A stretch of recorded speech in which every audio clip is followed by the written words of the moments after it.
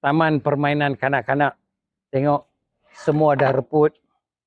Di belakang ni adalah taman permainan kanak-kanak. Ini tajam. Kanak-kanak bermain, dia tak tahu keselamatan. Dia tahu main. Lihat. Tidak dipantau, tidak dipedulikan. Lihat.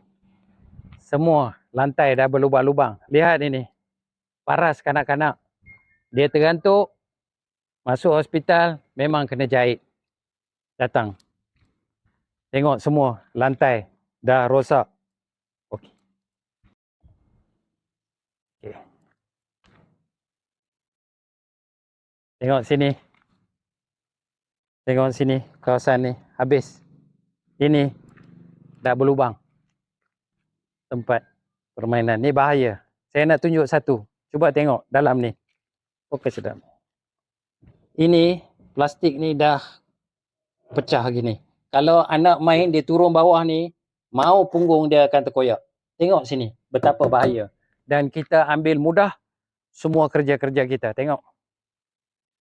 Dah tak terurus. Ini antara satu taman permainan kanak-kanak yang tak terurus.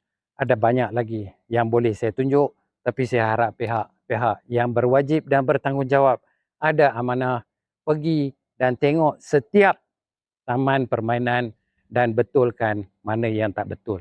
Tak perlulah saya nak pergi satu tempat. Okey, sesungguhnya saya tidak dibayar. Wallahi astalawi.